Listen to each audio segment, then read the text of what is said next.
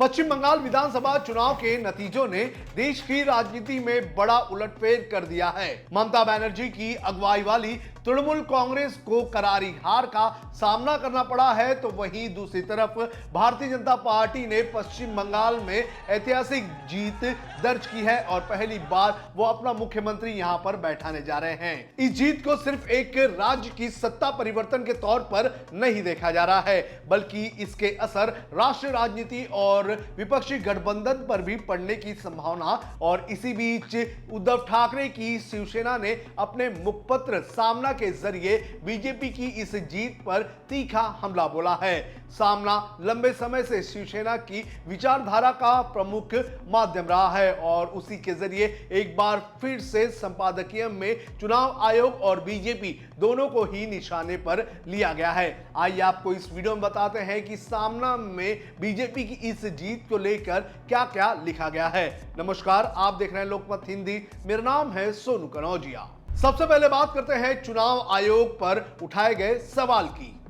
सामना के संपादकीय में उद्धव ठाकरे ने चुनाव प्रक्रिया को लेकर गंभीर आरोप लगाए हैं। बीजेपी की इस बड़ी जीत का श्रेय सीधे तौर पर उन्होंने मुख्य चुनाव आयुक्त ज्ञानेश कुमार को देते हुए कहा है कि ये जीत सामान्य और निष्पक्ष तरीके से हासिल हुई नजर नहीं आती है। संपादकीय में लिखा गया है कि भले ही 5 राज्यों के नतीजे बीजेपी के लिए गेम चेंजर साबित हो, लेकिन इसके पीछे की प्रक्रिया पर सवाल खड़े होते हैं। खास तौर पर पश्चिम बंगाल का जिक्र करते हुए कहा गया है कि जहां ममता बनर्जी लगातार 3 बार जीत दर्ज कर चुकी है, वहां इस बार समीकरण अचानक कैसे बदल गए।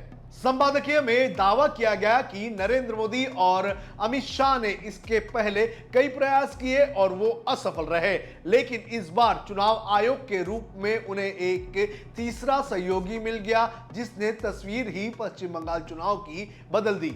जैसा सोचा वैसा नतीजा।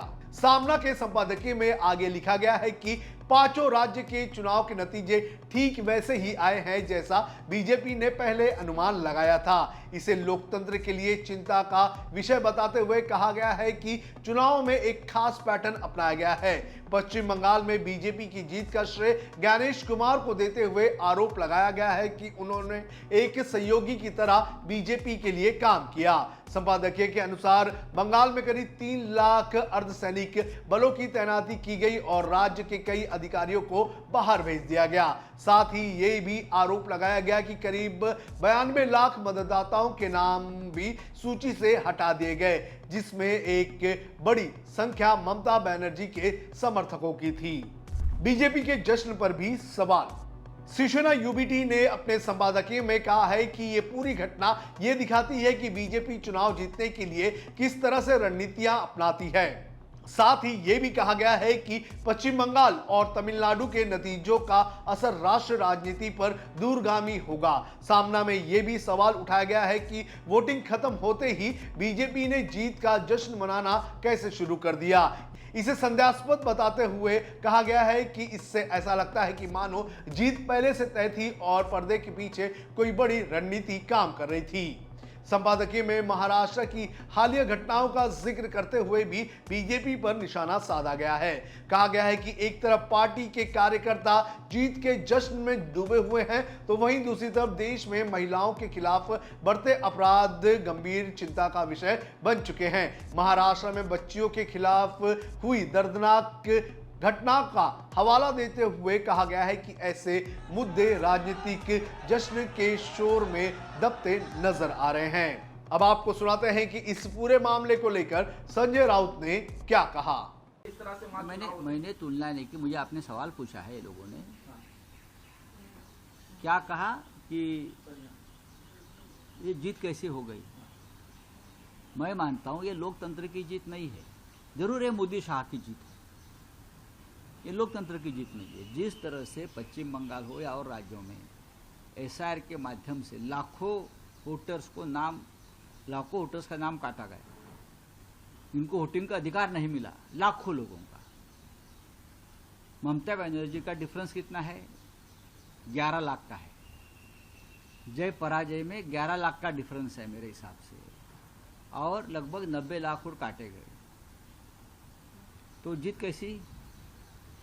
तो मोदी शाह की जीत हो सकती है। जिस तरह से देश के प्रधानमंत्री गृह मंत्री एक एक महीना तक डेरा डालकर बैठे थे पश्चिम बंगाल में, तमिलनाडु में, क्योंकि उनको किसी भी हालत में ममता जी को हराना ही था, कूक या क्रूक, पाप से या पुण्य से, लेकिन पाप से हरा दिया।